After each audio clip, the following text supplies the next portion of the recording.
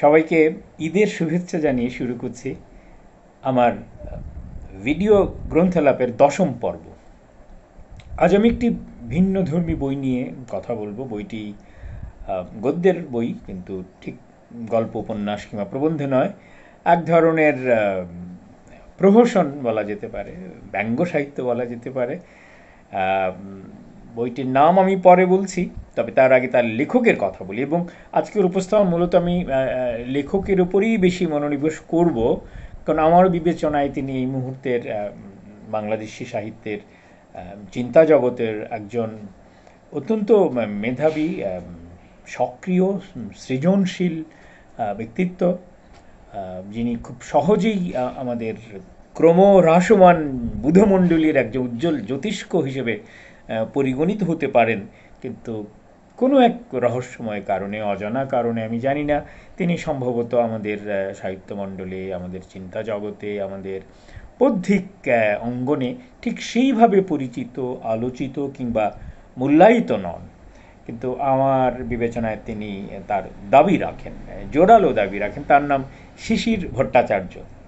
শিশির ভট্টাচার্য আমার আমার ব্যক্তিগতভাবে খুবই ঘনিষ্ঠ এবং পরিচিত জন। আমরা কিছুকাল একসময় একই সঙ্গে কানাডার মন্ট্রিয়াল শহরে কাটিয়েছি। এবং মন্ট্রিয়ালে শিশিরে থাকার অন্যতম কারণ, শিশির ব্যক্তিগত জীবনে একজন ফরাসি ভাষাবিদ।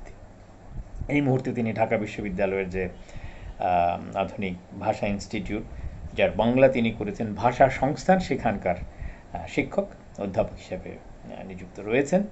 কিন্তু সেটি তার বড় পরিচয় নয়। বড় পরিচয়, তিনি সার্বক্ষণিক লেখক, ভাবুক এবং একজন সৃজনশীল মানুষ।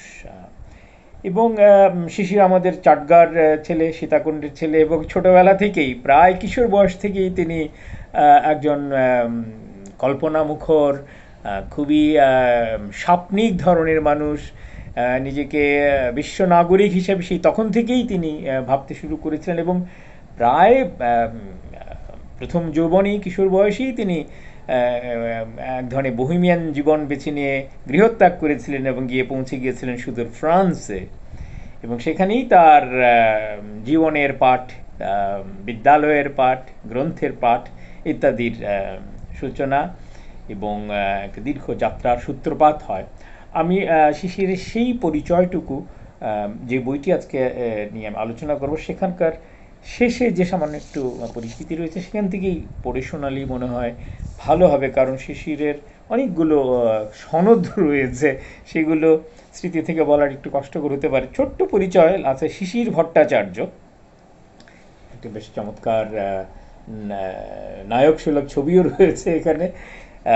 জন্ম 4 আগস্ট 1963, চট্টগ্রামের কুমিরা গ্রামে। ভাষাবিজ্ঞানে পিএইচডি।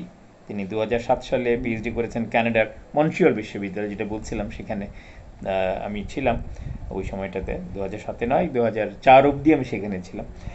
প্যারিসের সরবন বিশ্ববিদ্যালয়ে ভাষাবিজ্ঞানে এমফিল করেছেন 1995 সালে, এমএ করেছেন 1994 সালে, এবং তারও আগে ইন্ডোলজিতে এমএ করেছেন 1988 সালে।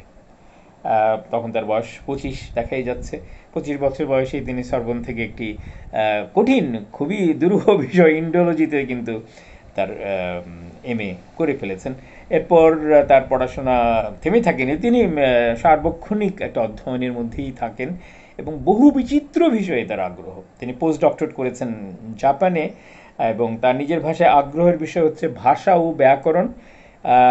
তিনি আসলেই একজন প্রতিষ্ঠিত এবং খুবই বলা যেতে পারে তৎপর ভাষাবিজ্ঞানী, এবং ভাষাতত্ত্ব নিয়ে তিনি প্রচুর লেখালেখি করেন, কাজ করেন।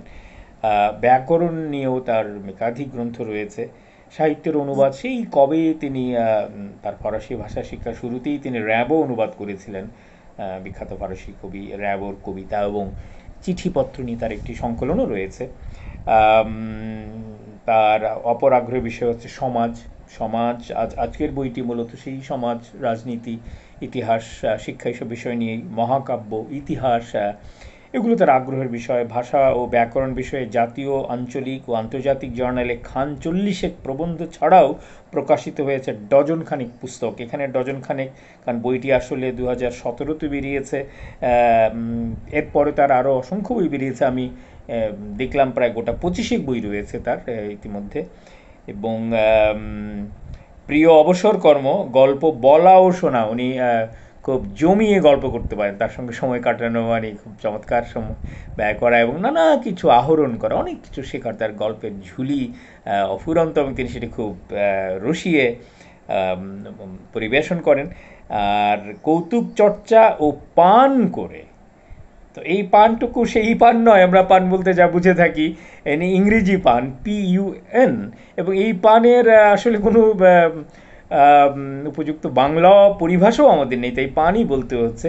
তিনি সারাক্ষণ সব কিছুতেই পান করেন এবং পান নিয়েই তার বেশ প্রচুর সময় এবং চিন্তা ব্যয় করেন। এবং তাকে আমি বলে থাকি প্রবলভাবে একজন পানাসক্ত ব্যক্তি আর কি। এবং সেই পানের নিদর্শনটুকু এই গ্রন্থের শিরোনামও রয়েছে। ঠিক আছে, প্রসঙ্গ যেন উঠলে আমি গ্রন্থের নামটিও বলে দিই। গ্রন্থের নাম যাত্রাপালা। এটি একটি কল্পিত যাত্রাপালা। যাত্রাপালার নাম হচ্ছে চন্দ্রগুপ্ত কিংবা ক্ষমতা শাস্ত্রের সহজ পাঠ। লক্ষ্য করবেন এই কিংবাটি তিনি লিখেছেন ইংরেজিতে, কিংবার কিংটিকে লিখেছেন ইংরেজিতে। আমাদের কিংবার সঙ্গে পান করে এখানে ইংরেজি কিংয়ের ব্যবহার করছেন। এরকম পান এবং শব্দ নিয়ে খেলা এবং রসিকতা তিনি মুহুর্মুহু একেবারে অক্লান্তভাবে করতে পারেন। তো এটি আগেই বলেছি, এটা প্রহসন। বাংলা সাহিত্যে একসময় বেশ একটা জোরালো ঐতিহ্য ছিল। শুরুই হয়েছিল হুতুম প্যাঁচার নকশা জাতীয় গ্রন্থ দিয়ে, আমাদের মাইকেল বুড়ো শালিকের ঘাড়েরও, এবং এরপরেও নানা রকম লেখা হয়েছে। কিন্তু কিন্তু কেন যেন আমাদের সমকালীন সাহিত্যে এই প্রহসন, ব্যঙ্গ সাহিত্য, কৌতুকধর্মী রচনা, রস রচনা, রম্য রচনা বলতে পারি, একটু যেন ঘাটতি পড়ে গেছে। যেই সাহিত্যে যেই ভাষায় সৈয়দ মুস্তফা আলীর মতো লেখক রয়েছেন, সেখানে যে কেন এটা হবে আমার ধারণা নেই। কিন্তু শিশির কিন্তু সেই ঐতিহ্য ধরে রেখেছেন এবং সেটি তিনি সপাটে চর্চা করে চলেছেন। এই গ্রন্থটি পাঠ করলে আমরা সেই স্বাদটুকু পাবো। আর কিছু না হোক, এখানে রাজনীতি, সমাজনীতি, অনেক কিছু আছে, শিক্ষা নিয়ে কথা, সেগুলো আমরা মানি আর নাই বানাই, কিন্তু ভাষার দিক থেকে যে এটি আদ্যপান্ত একটা উপভোগ্য উপাদেয় গ্রন্থ।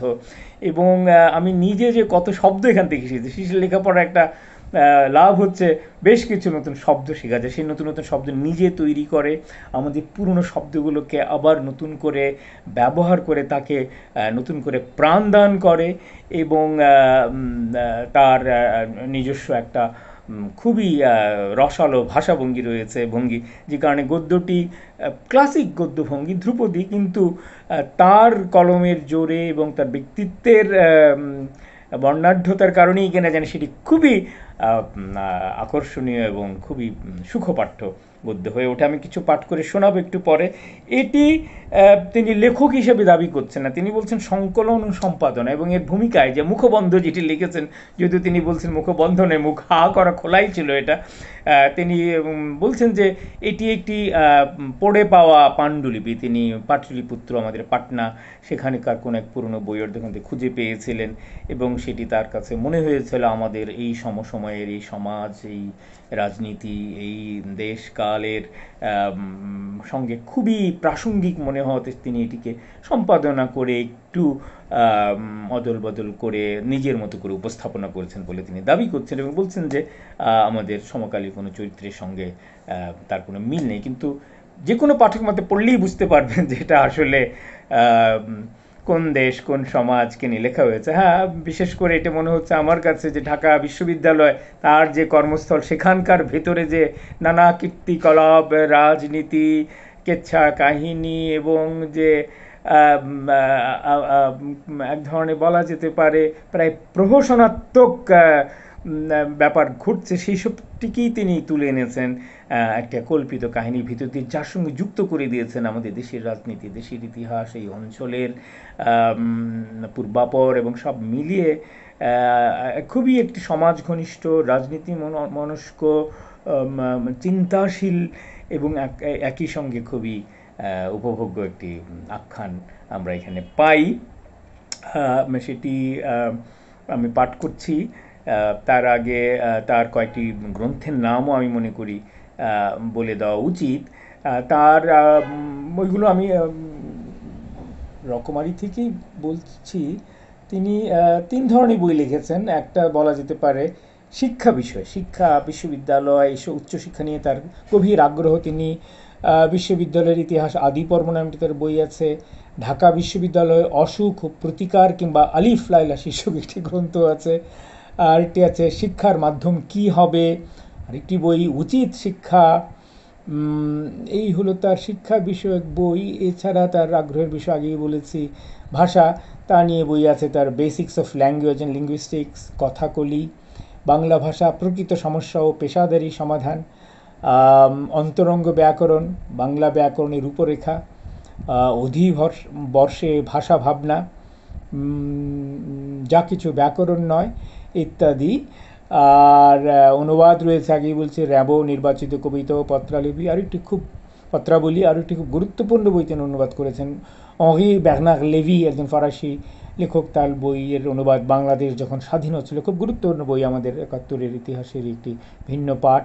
এর বাইরে কিছু প্রবন্ধের বই রয়েছে তার, যেমন সমাজ, সংস্কৃতি, শিল্পকলা রয়েছে, সাক্ষাৎ চীন পরিচয়, ইউনান ভ্রমণ দর্শন, ঈশ্বর, ধর্ম, বিশ্বাস। এটিও তার আরেকটি আগ্রহের বিষয় নিয়ে তিনি খুবই গুরুত্বপূর্ণ কিছু লিখেছেন। ফরাসি বিপ্লব নিয়ে তার একটা বই আছে আমাদের জাতির জনক বঙ্গবন্ধুকে নিয়ে লেখা, মুজিবোস্কোপ নামে। তো দেখতেই পাচ্ছেন নানা বিষয়ের বই, অনেক বই তিনি লিখেছেন, এখনও লিখছেন। তিনি প্রায় সারাক্ষণই লেখালেখি এবং পাঠের মধ্যে থাকেন। তো আমি এই বইটির কথা আগেই বলেছি যে এটি একটি প্রহসন। আমার পড়তে পড়তে আহমদ সাফার গাভী বৃত্তান্তের কথাই মনে পড়ছিল। যদি গাভী বৃত্তান্তটি একেবারেই ঢাকা বিশ্ববিদ্যালয়ের একজন উপাচার্যকে ঘিরে তার কর্মকেন্দ্র। এখানে তিনি উপাচার্য নিয়োগ বিষয়টা আছে, কিন্তু ওর সঙ্গে যুক্ত করে দিয়েছেন দেশীয় রাজনীতিকে এবং দেশে যে সামাজিক যে অবক্ষয় এবং আমাদের ইতিহাসের কিছু ধারাক্রম তিনি নিয়ে এসছেন এবং নানাভাবে উপস্থাপন করেছেন। কখনো সংলাপের মাধ্যমে, যে কারণে তিনি এটাকে নাম দিয়েছেন যাত্রাপালা, কখনো টানা গদ্যে, কখনো এক ধরনের পর্যালোচনামূলকভাবে আর কি। এবং প্রধান চরিত্র দুজন এখানে, একজন চন্দ্রগুপ্ত সম্রাট আর তার যিনি বৌদ্ধিক পরামর্শক বলা যেতে পারে, দীক্ষাদানকারী চাণক্য, আমাদের এই ভারতবর্ষের বিখ্যাত চাণক্য নীতির যিনি জনক চাণক্য। এবং চন্দ্রগুপ্তরকে ঘিরেই এই বইটি রচিত হয়েছে এবং এটি একটু যাত্রাপালার ঢঙ্গে লেখা বলে তিনি নাম দিয়েছেন যাত্রাপালা চন্দ্রগুপ্ত, কিংবা ক্ষমতা শাস্ত্রের সহজ পাঠ। এই ক্ষমতা শাস্ত্র এবং রাষ্ট্রবিজ্ঞানের যে ব্যাকরণ, সেইটি আসলে উঠে এসেছে তার এই বইয়ের মাধ্যমে। বইটি খুবই গুরুত্বপূর্ণ এবং সবচেয়ে বেশি গুরুত্বপূর্ণ আমার বিবেচনা শিশি ভট্টাচার্য স্বয়ং। আমার মনে হয় তাকে এবং তার কাজগুলোকে আমাদের আরেকটু ভালো করে অনুধাবন করা উচিত, অনুসরণ করা উচিত এবং অধ্যয়ন করা উচিত, এবং তাকে তার যথাযোগ্য মূল্যায়নটুকু দেওয়া বোধ আমাদের এক ধরনের কর্তব্যের মধ্যেই পড়ে। প্রথমে একটি লেখা পড়ছি, একটু সিরিয়াস ধরনের, পরে একটা হালকা লেখা পাঠ করে আমি শেষ করবো, সময় খুব কম হাতে। এটা ওই চাণক্যের একটি বক্তব্য, চন্দ্রগুপ্তকে পরামর্শ দিচ্ছেন তিনি রাষ্ট্র পরিচালনা বিষয়ে। সেটা আমার মনে হয়েছে খুবই গুরুত্বপূর্ণ। চাণক্য বলছেন, রাজার এই জাতীয় বোধ অগম্যতা রাজ্য শাসনের জন্য যতই ক্ষতিকর হোক, অজ্ঞাতনামা প্রহসন রচয়িতার জন্য ইহা হিতকর, এই অর্থে যে ইহার ফলে তার মস্তকখানি সস্কন্ধে অটুট থাকে। সাম্রাজ্যে প্রচলিত কাহিনীসমূহের সানি নজুল না বুঝিতে পারা কেন রাজার জন্য ক্ষতিকর, তাহা তোমাকে বুঝাইয়া বলি। দেখো চন্দ্রগুপ্ত, শাসকও মানুষ, সুতরাং তাহারও ভুল হয়। শাসককে যেহেতু অনেক ধরনের কাজ করিতে হয়, সেহেতু তাহার অনেক বেশি এবং বিচিত্র ধরনের ভুল হয়।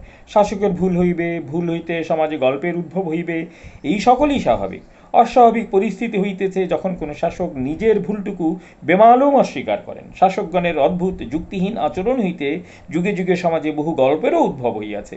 যে রাজনৈতিক পরিস্থিতিতে রাজার কৃত ভুলের প্রতিবাদ সমালোচনা নিষিদ্ধ হইয়া যায়, সেই পরিস্থিতিতে গুজবের সৃষ্টি হয়। গল্প স্বাভাবিক, গুজব অস্বাভাবিক, কিন্তু গল্প আর গুজব একে অপরকে ছাড়িয়ে থাকিতে পারে না বলিয়াই গল্প গুজব। কর্তৃপক্ষের ঠিক কোন ভুলটির কারণে রাজ্যে গল্পগুজবের সৃষ্টি হইয়াছে, রাজার প্রথম এবং প্রধান কাজ সেই ভুলটি সংশোধনের উদ্যোগ গ্রহণ করা। কোন কথা কে কোন উদ্দেশ্যে লিখিয়াছে কিংবা বলিয়াছে তাহা রাজার নিকট কোনো গুরুত্ব বহন করিবে না, কি লিখিয়াছে তাহাই অগ্রে দেখা দরকার। রাজ্যের ধান্দাবাজ অমাত্য ও অপদার্থ কায়স্থবৃন্দ স্বীয়হীন স্বার্থে নির্বাচিত কিছু তিলকে তাল করিয়া কুশাসকের কর্ণকোহর ভর্তি করিয়া রাখেন বটে, কিন্তু সুশাসকের সঙ্গে ঈদৃশ পানাই ধানাই চলে না, কারণ তিনি কান দিয়া দেখিতে জানেন এবং গুপ্তচর রূপ অশ্বরজ্জু দ্বারা রাজ্য নামক রথকে নিয়ন্ত্রণ করিয়া থাকেন। আরেকটি মজার লেখা পড়েই শেষ করছি, তার রসবোধের পরিচয় দেওয়ার জন্য। এখানে লেখক নিজে বলছেন চন্দ্রগুপ্তকে উদ্দেশ্য। চন্দ্রগুপ্ত তার একটা গল্প শুনতে চাইছেন। তিনি বলছেন, মহান সম্রাট আমার প্রগল্ভতা মার্জনা করিবেন। আমার কৌতুকবোধ কিঞ্চিত অধিক হওয়ায় নিজেকে সামলাইতে না পারিয়া আমি মুখ ফসকে ওই কথার উচ্চারণ করিয়া ফেলিয়াছি। তবু সম্রাট যখন আদেশ করিয়াছেন তখন বলিতেই হয়। প্রভু, মনুষ্য মস্তক উপরই কম বেশি পঞ্চপ্রকারের টাক পড়িয়া থাকে। প্রথম প্রকার আগেই বলিয়াছি, আমার যেসব দিতে হবে সে তো আমি জানি। দ্বিতীয় প্রকারের টাকে মস্তকের সম্মুখভাগে কপালের ঠিক ওপরে মহাসাগরের দ্বীপের মতো সামান্য কুন্তল গুচ্ছ অবশিষ্ট থাকে, ইহার নাম স্মৃতিটুকু টাক। তৃতীয় প্রকারের টাকে মস্তকের দুই পাশে কুন্তল থাকে, মধ্যভাগে কিছুই থাকে না, ইহার নাম এই পারে আমি আর ওই পারে তুমি। চতুর্থ প্রকারের টাকবান মনুষ্য মস্তকে দক্ষিণ বা বাম পার্শ্বের কুন্তলকে অতি দীর্ঘ করিয়া তৈল সিঞ্চন পূর্বক কাঁকই দিয়া আঁচড়াইয়া সযত্নে মস্তক উপরে পাট করিয়া বিছাইয়া দেয়। এই টাকের নাম তুমি যে গিয়াছ বকুল বিছানো পথে, হইলে মন্দ হয় না। কোনো কোনো বিস্তারিত টাকে এখানে ওখানে কুন্তল শলাকা কিংবা হালকা কুন্তল গুচ্ছ উতল হাওয়ায় ফরফর করে উড়িতে থাকে।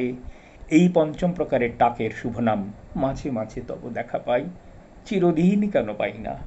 বাহুল্যবোধে উদাহরণ দিলাম না, অমাত্য করণিক ও বসংবাদ অধ্যাপকগণের মধ্যে সম্রাট অবশ্যই পঞ্চটাক লক্ষ্য করিয়া থাকিবেন। তাই হইল শিশিরের বইয়ের আরেকটি আকর্ষণীয় দিকের কথা উল্লেখ করে শেষ করছেন। প্রতিটি অধ্যায়ের শেষে তিনি অবোধ বান্ধব অর্থ সহায়িকা বলে যে কি কঠিন কঠিন শব্দগুলো বা অচেনা শব্দগুলো তিনি ব্যবহার করেছেন, তার অর্থ তিনি দিয়ে দিন খুব রসের সঙ্গে, এবং গোটা বইয়ের শেষে আবারও পুরো তালিকাটি রয়েছে, এবং যেটি পাঠ করে আমি নিজে অনেকগুলো নতুন নতুন শব্দ শিখেছি, ব্যবহার শিখেছি, তার পানের সঙ্গে পরিচিত হয়েছি, এবং আমি মনে করি এই বইটি পড়লে আপনাদের খুবই ভালো লাগবে এবং বাংলা ভাষার শক্তি এবং সৌন্দর্য সম্পর্কে আপনি অবগত হবেন, এবং আমাদের দেশ কাল সমাজ রাজনীতি ইতিহাস বিষয়েও একটা নতুন চিন্তার দ্বার খুলে যাবে বলে আমি মনে করি। তো আমি সবাইকে আবার ঈদের শুভেচ্ছা জানাচ্ছি, এবং শিশিরকে আমার অনুযোগ প্রতিম বন্ধু শিশিরকে আরও একবার অভিনন্দন জানিয়ে আমার আজকের উপস্থাপনা শেষ করছি। ভালো থাকবেন।